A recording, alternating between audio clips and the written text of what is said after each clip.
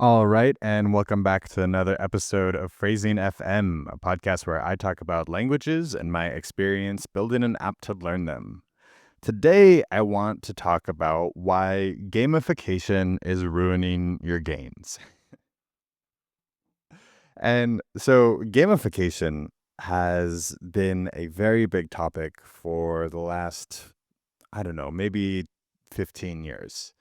As soon as we started to have mobile apps and websites for everything, once millennials grew up with video games and the internet came around, all of a sudden everything could turn into a video game. And it was this crazy life hack to learn more, do more, be better, and just improve and have everything be as fun as a video game.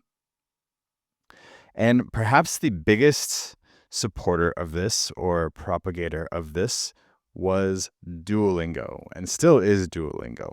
Duolingo is probably the world's most successful attempt at gamification. It's been going on now for who knows how long, over a decade. It has hundreds of millions of users, if not billions at this point. And it focuses heavily on gamification, and it attributes a large amount of its success to gamification. And I have a bone to pick with gamification because I hate it so much. I, I do not find it motivating. I do not find it enjoyable. To me, it just ruins the entire experience and makes it, guarantees that I'm not going to learn anything. If everything is hidden behind game mechanics, then I'm not focused on the content that I'm trying to learn. And to me, it drives me crazy. But I feel like there are also genuine reasons and genuine arguments against gamification. And perhaps the strongest one is a law called Goodhart's law. And Goodhart's law states when a measure becomes a target, it ceases to be a good measure. And this is something that you'll see prevalent all across the internet and all across life in general. And as soon as you try to hit a target, as soon as you set a target thinking this would be really good if we can just hit this target, this is strongly correlated to success, then if we hit the target, we'll succeed. But that's not how reward pathways work. And so with Duolingo, for example, their prime, this is kind of a double-edged sword for Duolingo because on the one hand, the business is so focused on making sure that a user comes back every single day. And they have made it abundantly clear, expressly, in their own words, they've said directly, that they would rather focus on doing something that brings the user back every single day instead of teaching them a language. And their rationale is you can't teach a language to somebody who's not there, which sounds reasonable. From a business perspective, that's good. But again, if everything is focused on just getting this user to come back, because if they come back, it's correlated to success in language learning, you end up focusing so much on that first metric that it ends up stopping to be a good metric because now you're just not teaching them anything. Now you're just getting them to come back just to get them to come back. And you're so focused on this one metric. On the flip side, there is the streaks on the user side when people are using their application. And everybody has these crazy long streaks of hundreds of or thousands of days, and yet they don't speak the language. And you watch people use these applications and they realize it's 11:54 and they haven't done their lesson for the day.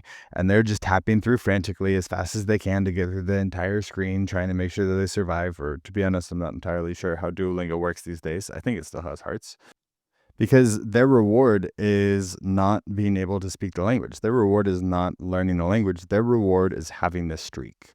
And it all becomes about just maintaining your streak. And you don't retain anything from these lessons. And if you are a Duolingo user and you have a very long streak, be honest with yourself. How many of your review sessions were like this? And then probably double that number because we, as humans, we are terrible at self-reporting this kind of stuff. And so from both sides of the equation, the company is now misaligned to they're not even interested in teaching you a language anymore because they're so focused on getting you to come back. And you're so focused on coming back that you're not even paying attention to the language anymore. That this is just the double-edged sword of Goodhart's law, where nobody's learning a language. And that's pretty apparent if if you go out in public, find 10 people on the street and ask them if they're learning a language, about half of them will say yes. Ask them again if they have Duolingo installed on their phone, and more people will say yes. So there are people who use Duolingo every day and don't even consider it learning a language. And then if you ask them how it's going and try to speak to them in their language, it's normally not going pretty well. And it's normally been a couple years. And a couple years is plenty enough time. If you're studying one language for a couple years, you should be able to speak it pretty darn well. Language is just innate to the human experience. It's something that we are all experts at. If you can understand this podcast, you are an expert at language. It's something that we can just do automatically. And we get in our way so much, or corporation gamification gets in our way so much and prevents us from actually learning a language, or school systems and grading and textbooks and the way languages were taught in schools when we were growing up. That could also be getting in your way. And I think if you were to just play with the language, just explore, just expose yourself to it in ways that you can understand, and do that in a meaningful way, whether this is through comprehensible input or through spaced repetition, phrasing combines the two of these. There are a bunch of different ways to just get genuine exposure to a language in an optimal manner.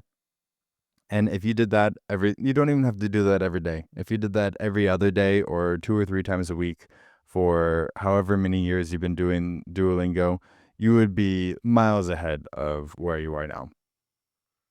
And, if gamification was really as effective as it was of a learning tool, then I think everybody would be speaking a lot more languages. I think everybody would be a whole lot smarter. I mean, there was gamification on everything. You can probably buy a fridge now with gamification built into it. And it's not like we're all operating at this supreme level because everything has been gamified. If anything, I feel like things are trending in the opposite direction. But that's a whole nother podcast. Not even another podcast episode. That would be a whole nother podcast. So I won't touch into that there. But consider rethinking what you've heard about gamification. If you consider yourself a gamification promoter, stop and ask yourself, has that really resulted in that much net benefit in your life?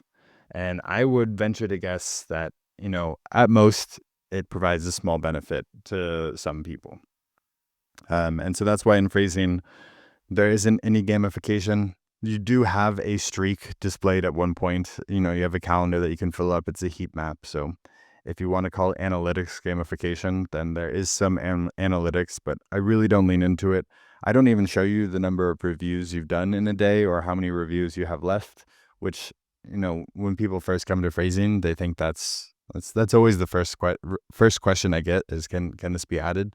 And, I intentionally hide that because I want this to feel like a different experience. And putting a progress bar in there and putting the number of reviews that you have left, it already, I feel like, starts to deteriorate the learning experience. But I talked about that a whole bunch in a previous episode, so I won't go into it again.